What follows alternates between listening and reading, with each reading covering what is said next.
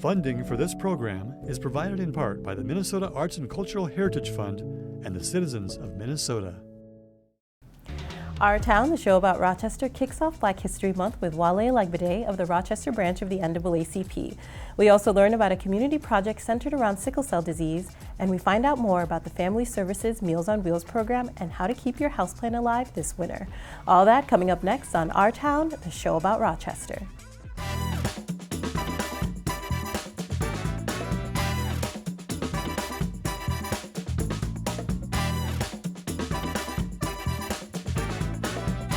Coming to you from 125 Live in Rochester, Minnesota, Our Town.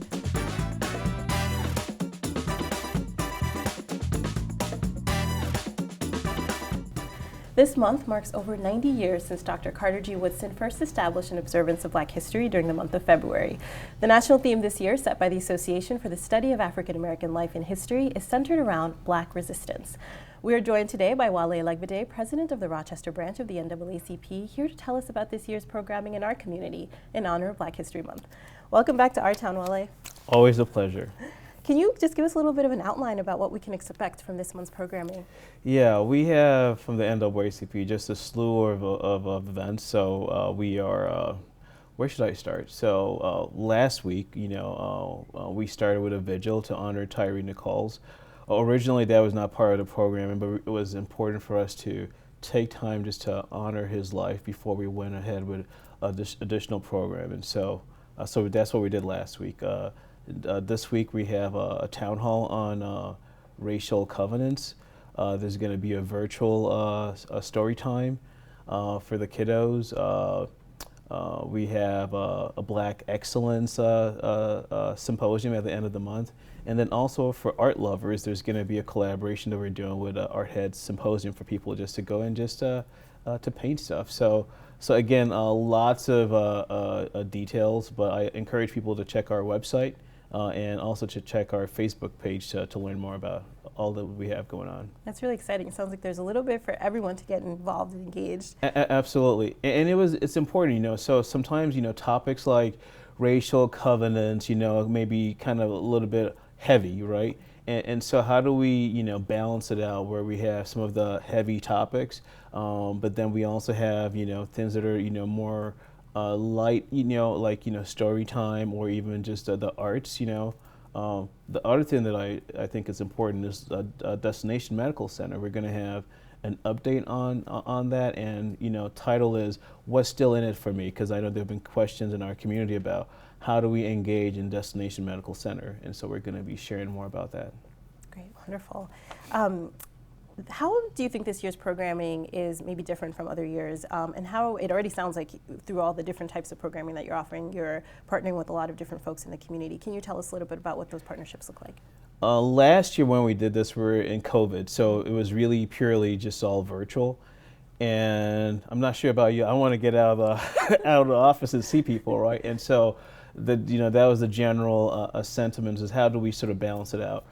I think from in terms of the collaboration with the partnerships, everything that we do, is really, yes, we are the oldest civil rights organization. Yes, there's a lot of strength that we do, but even if you look at the civil rights movement, it wasn't just NAACP. There were a whole bunch of other groups, doing the good fight. So it was important for us to partner, collaborate with other organizations, and obviously bringing them through. So it was just natural, and we were just excited. It also gives other businesses and people an opportunity to engage. So. Can you tell us a little bit about why you think Black history is important to learn and to be engaged with? The main thing is really this, Black history is American history. And, and then if someone asks, why do we need Black history? Well, because African Americans have often been relegated to the footnotes of history. Even within our local community, there's a lot that we don't know, right? And so, what Black history does is try to elevate people's voices, the contributions of African Americans to this nation, and it's something really positive, right? So I think that's where there are also missed opportunities. And when I think about what's going on in other places in terms of maybe the perception, and I'm rephrasing some of what I've heard. It's like, well, you're making us feel bad, or this is, we don't want our children to learn about slavery, but that's part of our history, and sometimes you have to look back to learn from it and then to move forward. And so it's not a bad thing. I mean, if you look at World War I or any war or any, traumatic thing in society, in history, yes, there may be things that are not good, but do we learn from it? Well, thank you so much. I know that we have a lot to learn still about Black history, and I'm excited about this year's programming. Thank you so much for joining us, and happy Black History Month, Wale. Thank you. Appreciate you.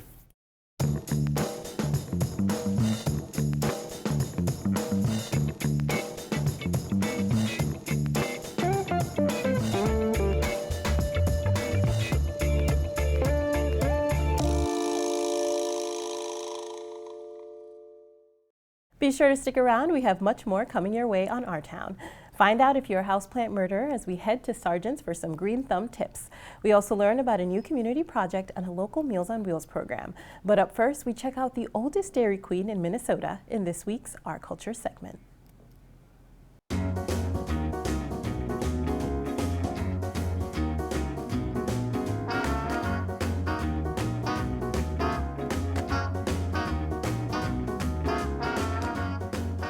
This is the oldest Dairy Queen in Minnesota, and I can prove it. We've got some documentation. International Dairy Queen put out a book in 1990 to celebrate the 50th anniversary, and it states in there that we opened the first Dairy Queen in the state of Minnesota. How Dairy Queen got going was a gentleman invented the Dairy Queen machine, the soft serve machine. And the Dairy Queen mix formula is patented. No one else can sell it. And what it is Dairy Queen soft serve comes out fresh at the spigot, so it's as fresh can be. The great thing about this store is it's still run by the same family, the Spratty family. The third generation owns it, and the fifth generation is working in it. And there aren't a lot of businesses that can say that. It's just great memories, great working with family members, great working with my grandfather, my father, my siblings, my kids, nephews and nieces. Just really makes for a closeness, and it's just been a great family operation, great opportunity to serve the community. Myself and my sister Diana, and then her son Chris, we're the three managers, and at any given time one of us are here. There's always a family member here. It's really cool. I love working with my mom, and I can't imagine it any other way. And Tim's pretty cool too. So we all get along pretty well. So I've been working here on and off for about 38 years. I first started when I was 11 doing pickup of trash outside and stock work and everything. It was in '85, first year the blizzard came out. So it was an exciting year. The big change would have been when the blizzards came out, and that just blew up. That was just fantastic for Dairy Queen. And to this day, probably, at least 50% of our business is the blizzard product. Oreo is probably the most popular blizzard, and then probably after that would be peanut butter cup blizzard. I would say an Oreo blizzard or a cookie dough blizzard. And we don't really have to here, but I always flip blizzards, because why not? People, they get pretty excited about it. Have you ever tried to flip something and it fell out? Nope, it's never happened. Okay. I'm pretty good at this stuff after this many years. My favorite thing probably is to see the repeat customers. Someone maybe used to work here, they come back, or their kids or their grandkids, they bring them with, and just great to see them and visit with them and have them come back for another year. I can't think of doing anything different. It's been a long time that I've been working here, but it's a pretty rewarding job. A lot of happy people. I just enjoy the people, enjoy the employees. Because of the proximity to downtown and the Mayo Clinic, it seems to be a lot of downtown expansion this way. And now with the renovation of Broadway, which has turned out very nice, and we've noticed a lot more foot traffic and bike traffic. We feel we do a pretty good job here at the Dairy Queen, and we'll close here for the season shortly and, take a little break and, maybe go on vacation, do a few things. And before you know it, we're kind of chomping at the bit to get back in and get things ready for the next season.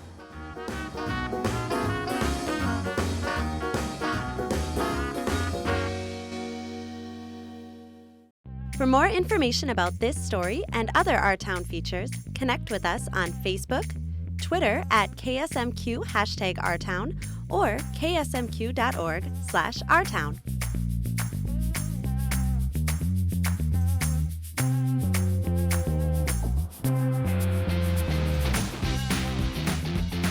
This is Danielle Teal with Our Town Spotlight, and our guest today is from Family Service of Rochester, Scott Maloney. Welcome. Thank you for having me. Glad to have you, and let's dive right in, share a little bit about Family Service, what is the offering, and then we'll dive into an event because I'm going to be a part of that event. So yes, thank you. Family Service Rochester has been in the community since 1965, and we have services that are organized around 3 primary divisions.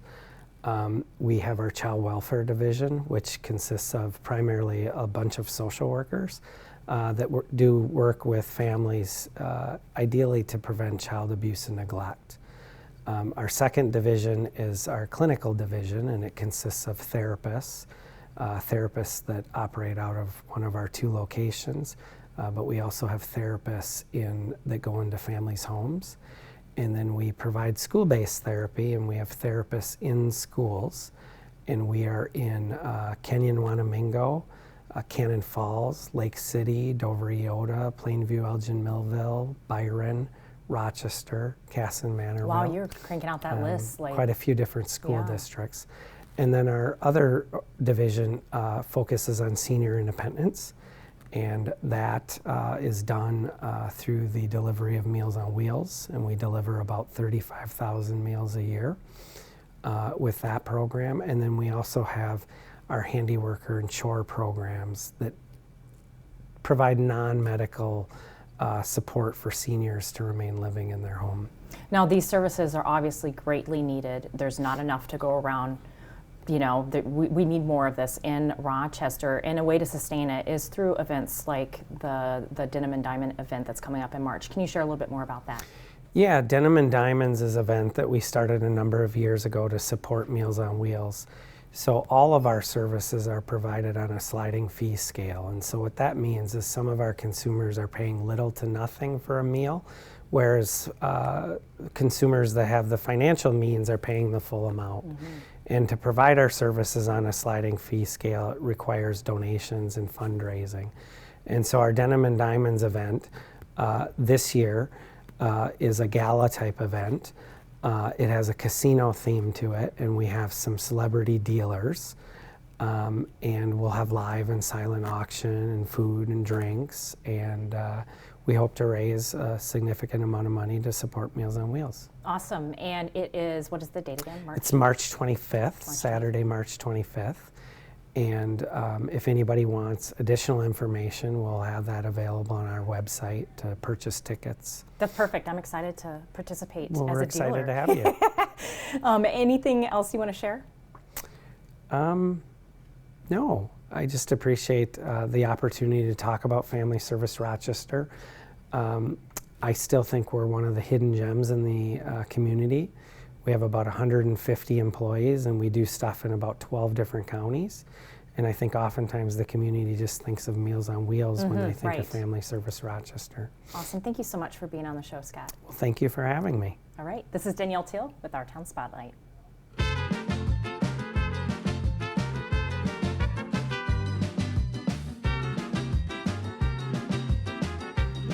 This is Michael Wojcik with your Our Town Legislative Rundown. This week, Governor Tim Walz signed the 2040 Clean Energy Bill into law.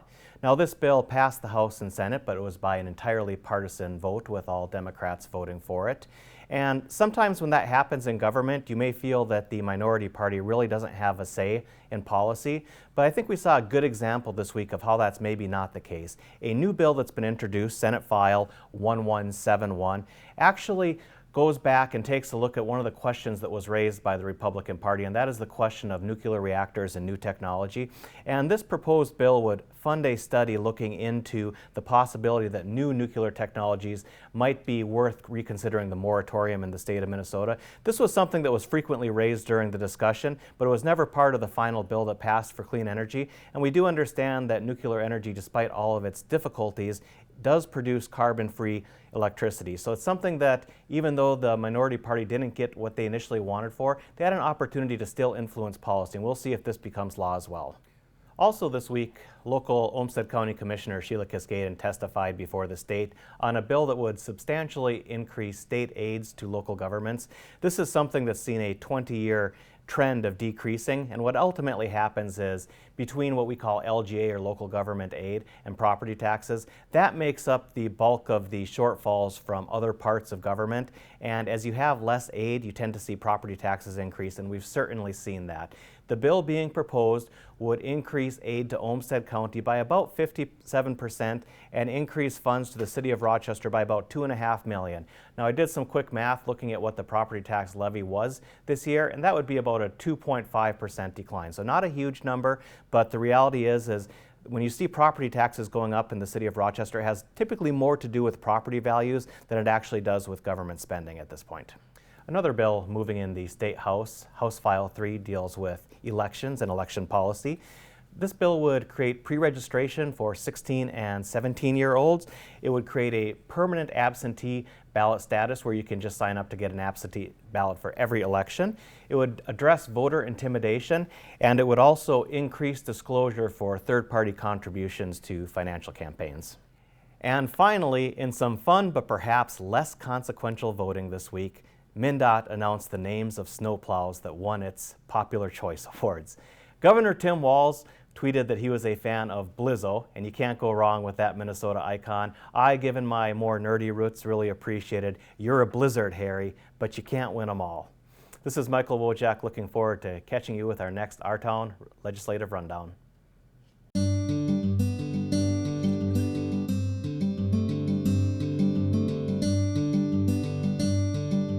This is Danielle Teal with Our Town Walkabout.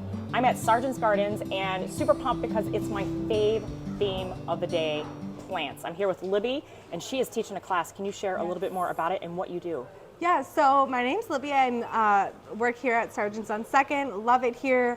A lot of what I do is I work in the greenhouse. I do customer service. A lot of what I do is going to be talking to people about plants and caring for them.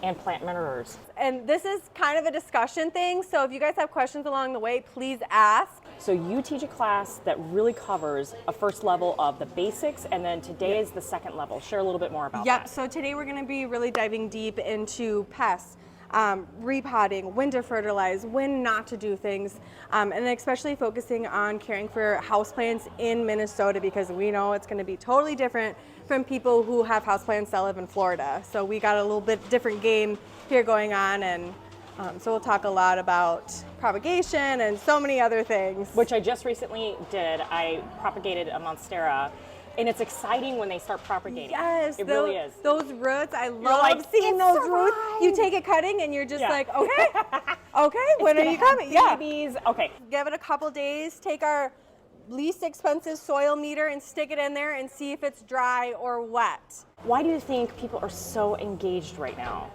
I think really honestly after the pandemic, people are really trying to, they're just kind of reevaluating things in plants.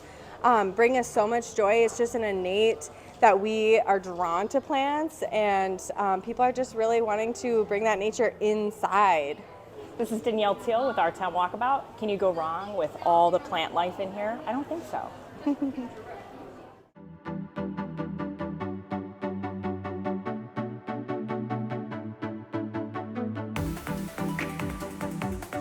According to the Center for Disease Control and Prevention, sickle cell disease affects approximately 100,000 Americans, with a higher prevalence in Black communities. We're joined today with Dr. Ali, the Health Corps coach and coordinator at the University of Minnesota, here to tell us about a collaborative community project centered around sickle cell disease. Welcome to Our Town, Dr. Ali. Thank you for inviting me. To get us started, can you just tell us a little bit about what sickle cell disease is? Yes, sickle cell disease is an inherited blood disorder. It actually has two different types of ways that it presents. One way is the sickle cell trait, which means that out of two parents, one of them has passed on the trait.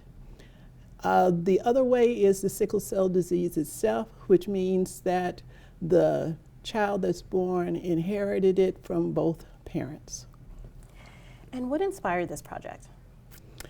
A friend of mine's sister in Delaware is the one that inspired the project because of her development of a sickle cell foundation in Delaware, and she asked me to help with some organizational types of things. I decided to investigate here in Minnesota about what's available for sickle cell. So the inspiration was there, now the project is underway. Can you tell us a little bit about who you are collaborating with and partnering with to get this initiative going?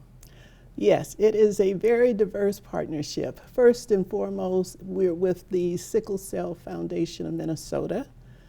Then we have, through Ray Blaylark, the executive director, then we have the Dr. Asma Fowziyyah with the pediatric sickle cell clinic here in Rochester, and also nurse practitioner Rochelle Rouse with the sickle cell adult clinic with Mayo. And then other partners are faculty and staff within University of Minnesota Rochester, School of Nursing people, and then we have some community partners, and then there are our students. That's exciting. I mean, it's a big disease. As I mentioned before, it's highly prevalent in Black communities, although a number of different people can have either the trait or the disease. So I would imagine you need a very diverse community partnership and collaborations. You work with students. That's big part of your job. Yes. Can you tell us a little bit about the role of the University of Minnesota Rochester students and how they're getting involved with this? Through our living and learning community called Health Corps, we have about 62 students in Health Corps, and 24 of those have decided to participate voluntarily with a sickle cell disease community service. The other students are doing other types of community service.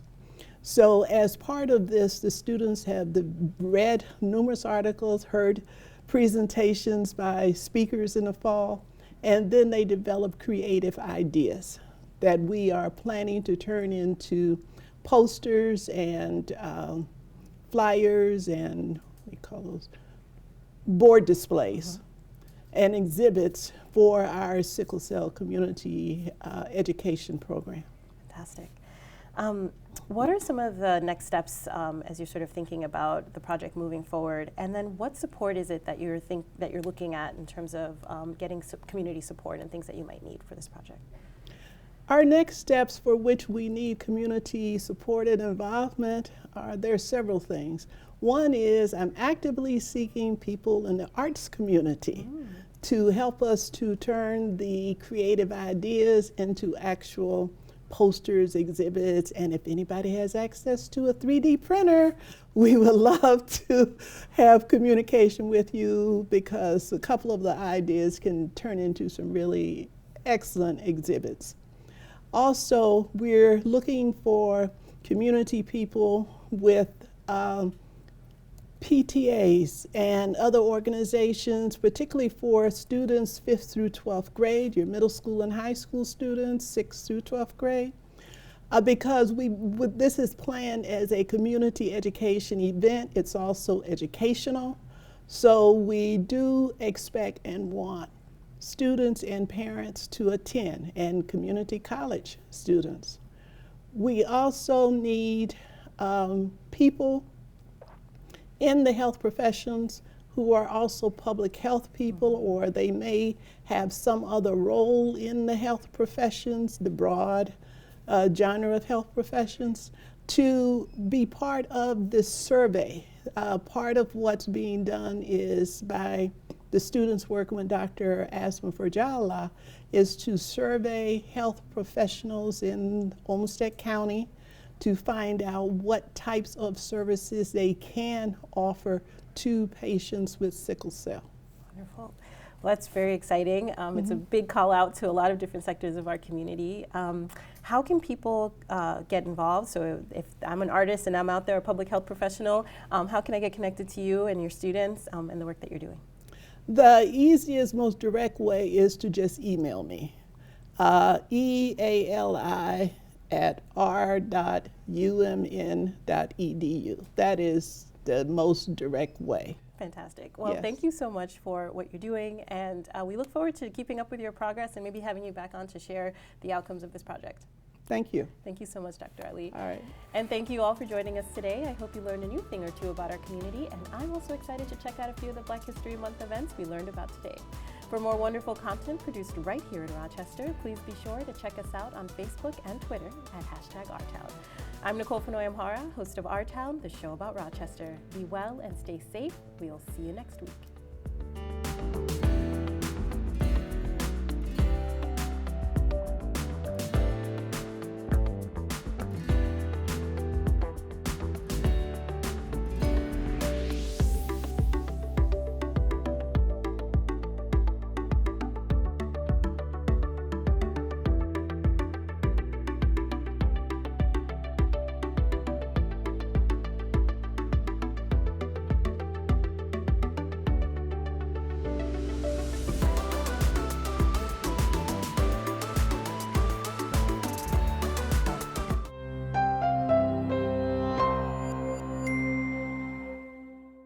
Funding for this program is provided in part by the Minnesota Arts and Cultural Heritage Fund and the citizens of Minnesota.